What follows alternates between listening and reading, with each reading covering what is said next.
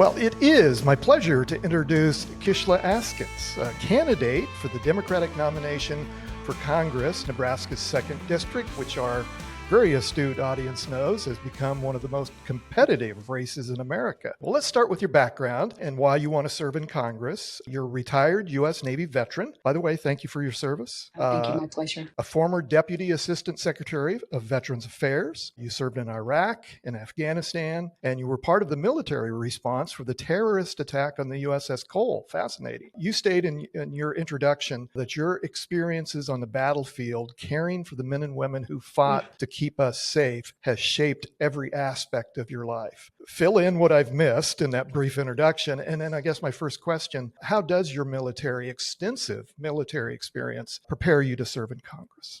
Such a loaded question, but first, it's all about service. I've given more than 3 decades of my life to our nation, to the local communities, to our veterans, families, survivors, and caregivers. And it's ingrained to who I am, is how I grew up. Both myself and my spouse have a long family history of service to our country. We live in the greatest nation in the world. And I say that because I've seen some of the darkest corners in our world. So part of that, yes, informs my desire to represent Nebraskans in Congress.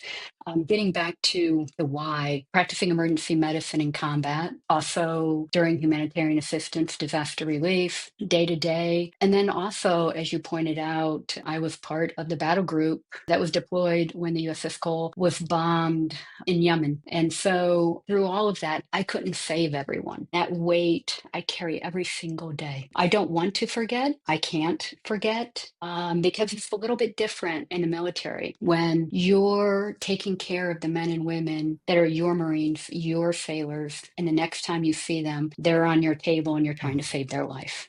Everything from